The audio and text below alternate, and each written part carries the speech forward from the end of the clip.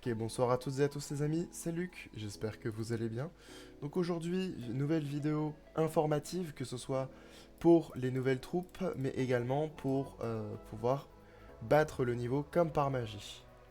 Donc une fois que vous êtes arrivé ici, assurez-vous que votre grand gardien est en position sol, donc vous choisissez celui avec le pied, la flèche est vers le bas.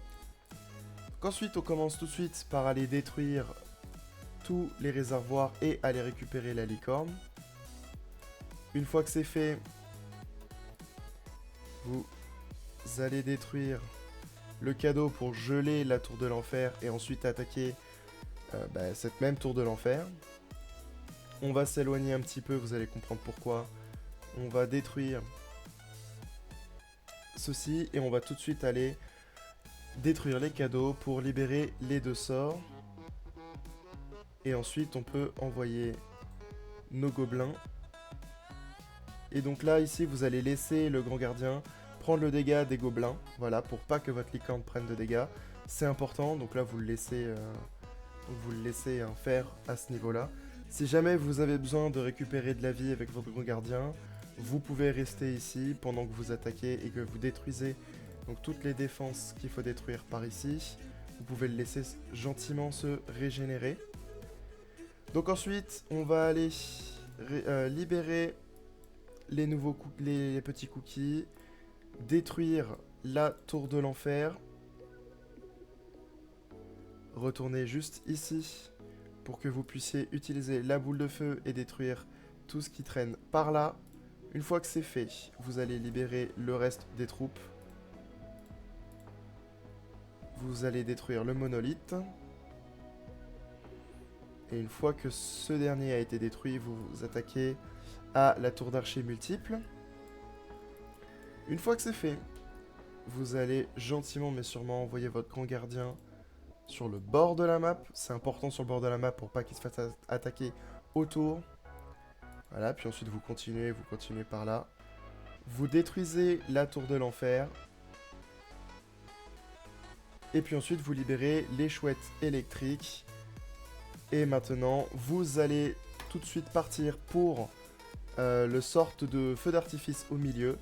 Et avec ça vous allez finir le niveau. Vous avez maintenant votre 3 étoiles et vous avez fini le niveau. Donc voilà, ça c'était pour le tuto. Et maintenant en ce qui concerne donc les nouvelles troupes. Donc on a dans un premier temps le retour des gobelins, alors plutôt des percepteurs, mais bon des super gobelins comme j'aime bien les appeler. Donc ces gobelins, on a déjà eu l'occasion de les voir par le passé. Donc voilà, ils font des dégâts aux ressources multipliés par 4. Ils doublent vos ressources. Voilà, donc ceux-là, on les a déjà vus par le passé. Ensuite, vous avez les artificières en français. Donc c'est la sorte d'archer avec les roquettes, comme je les ai appelés tout à l'heure. Vous avez ensuite... Nous avons les sorciers de fête. Donc ces derniers sont des sorciers un petit peu spéciaux dans le sens où, eh bien, ils vont un petit peu plus vite et ils tapent un peu plus vite. Ils font un peu moins de dégâts que les sorciers classiques, hein, si on regarde. Voilà, ils font un petit peu moins de dégâts, mais ils sont aussi plus rapides que les sorciers de base. Donc c'est majoritairement l'avantage. Si vous jouez des équipes avec les sorciers, n'hésitez pas à remplacer les sorciers par les sorciers de fête. C'est mieux que les sorciers. Vous faites moins de dégâts. Faites moins de dégâts par seconde. Certes, mais vous tapez plus vite. Donc plus rentable. En ce qui concerne ensuite les sortes de géants, donc les géants lanceurs. Donc comme on peut le voir ici, il va lancer un ballon. Donc il y a un effet ricochet. Et une fois que ce dernier a lancé son ballon, ça devient un géant tout simplement. Donc voilà. Donc géant classique, bien évidemment, hein, une fois qu'il a lancé son ballon, il tape d'abord les défenses. Autre chose, le ballon peut one-shot les remparts. Là on va le voir ici. Hein. Donc là, il a éliminé les remparts en un seul coup. Et enfin, la dernière troupe, le Cavabellière.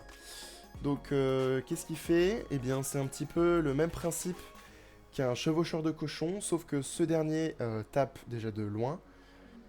Et donc, autre particularité donc, du Cavabellière, c'est que il peut tout simplement ralentir les défenses qu'il tape.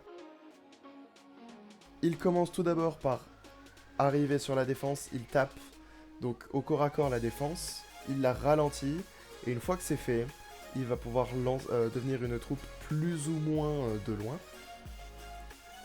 Donc là, je vais tout de suite maintenant vous montrer ça via la campagne. Donc là, par exemple, donc le Cavabellière, que je ne l'ai pas précisé, mais bien évidemment, c'est une troupe qui est comme le chevaucheur de cochon classique. Il est uniquement défense. Voilà, il vise les défenses en priorité. Donc là, vous voyez par exemple, donc on l'a vu au début, ils ont gelé toutes les défenses devant. Donc je vous recommande de ne pas tous les envoyer en même temps comme ce que je viens de faire, parce que ça peut vous permettre enfin en tout cas d'en garder et d'en pouvoir renvoyer après. Ça va vous permettre de garder ce bonus en fait de gel qu'ils offrent. Là on les a tous envoyés en même temps, donc ils ont tous gelé les mêmes bâtiments.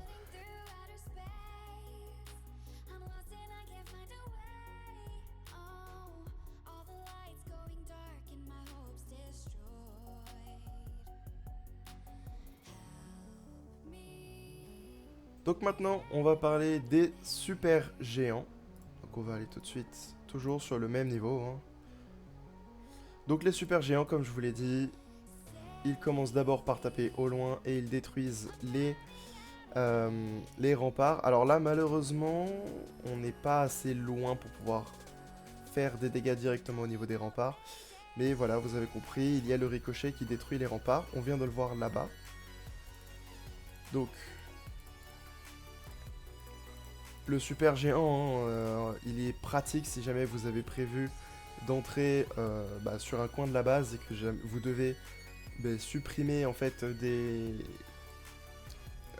défenses autour ou même juste pour libérer un petit peu d'espace.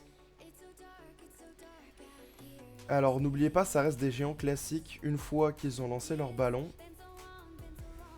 Dans l'ensemble, ils sont quand même plus intéressants hein, en termes de que ce soit de points de vie. Alors ils ont un petit peu plus de points de vie, mais par contre ils font moins de dégâts au niveau des défenses. Voilà. C'est vrai que je ne l'ai pas mentionné tout à l'heure.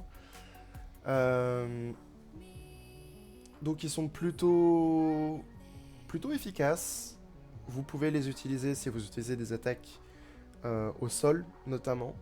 Donc que ce soit pour détruire donc les remparts ou que ce soit pour détruire des bâtiments autour. Par exemple, tous les bâtiments qu'il y avait là, avant de pouvoir y accéder, on pouvait tout simplement envoyer donc, nos super géants pour qu'on puisse tout simplement en fait avoir accès aux bâtiments intérieurs, notamment que ce soit grâce à leur capacité de détruire les remparts ou même en détruisant donc des bâtiments autour. Donc pour la prochaine troupe, on va utiliser tout simplement le nouveau sorcier. Donc pareil, on va prendre le même niveau. Donc comme je vous l'ai dit, ce sorcier tape plus vite donc, que les sorciers classiques. Font également moins de dégâts, mais voilà, tape plus vite. Donc plus intéressant ou pas, à vous de voir. Dans l'ensemble, c'est quand même mieux de remplacer vos sorciers classiques si vous faites des attaques avec des sorciers par ces sorciers-là. Vous tapez plus vite, vous êtes quand même un petit peu plus efficace dans l'ensemble. Donc là, vous voyez, hein, notamment, on fait beaucoup plus de dégâts. Je trouve, en tout cas, personnellement, qu'on fait beaucoup plus de dégâts en tapant plus vite qu'en tapant plus fort. Enfin bon, c'est que mon avis. Et enfin, les artificières. Alors, pas une attaque classique. Juste.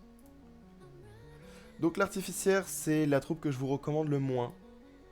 Pas très utile, honnêtement. vous faites des dégâts un petit peu au bâtiment derrière. Alors c'est sympa, mais voilà, c'est sans plus. Un petit peu comme les super sorciers, hein. On va dire que ça peut être pratique dans certains cas, mais honnêtement, voilà, il n'y a pas d'énormes avantages à les utiliser comparé au reste des troupes, par exemple. Là, vous voyez, hein, on fait pas tant de dégâts que ça, et en plus de ça, en termes de vie, c'est pas top. Donc je vous recommande pas trop de les utiliser. Vous voyez, là, les bâtiments derrière ont pris des dégâts, donc c'est pratique, mais voilà. Je vous recommande plutôt d'utiliser, par exemple, les d'autres troupes, comme les cavabellières, par exemple. Et enfin, je suis pas sûr que ce soit utile de vous les présenter, mais bon, je vais vous les présenter tout de même. Donc, ces nouveaux gobelins, enfin ces nouveaux gobelins, ces percepteurs, eh bien, ils doublent toutes les ressources. Donc là, je vais essayer d'en profiter au niveau des attaques. Donc vous savez quoi, on va prendre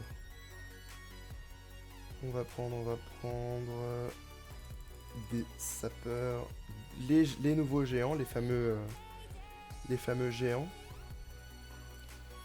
pour essayer de détruire un petit peu tout ce qui traîne autour. Et donc,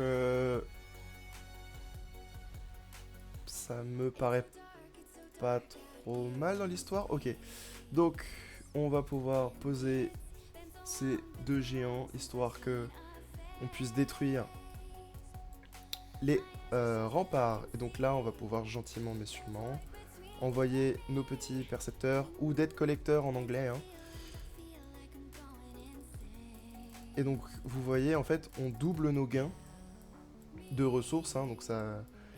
C'est comme ce que je vous avais présenté la dernière fois.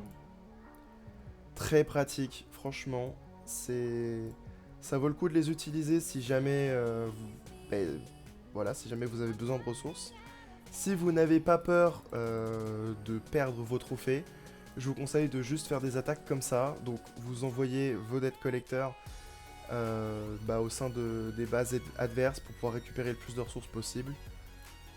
Voilà, si vous en fichez de vos trophées, n'hésitez pas à faire ça, vous êtes gagnant dans l'histoire, hein.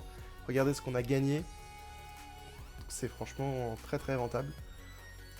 Je dirais que c'est... Avec les cavalières, je dirais que c'est les troupes les plus intéressantes à utiliser. Les géants sont rigolos, peuvent être utilisés, mais bon, je recommande pas trop. C'est... Il y a mieux, mais il y a pire. Voilà, notamment les artificières, hein, voilà, il y a pire. Et donc sur ce les amis, c'est tout pour aujourd'hui. Si la vidéo vous a plu, n'hésitez pas à laisser un like, à vous abonner, ça aide grandement la chaîne et vous pouvez toujours vous désabonner ultérieurement si vous changez d'avis. Sur ce, c'était Luc, à la prochaine.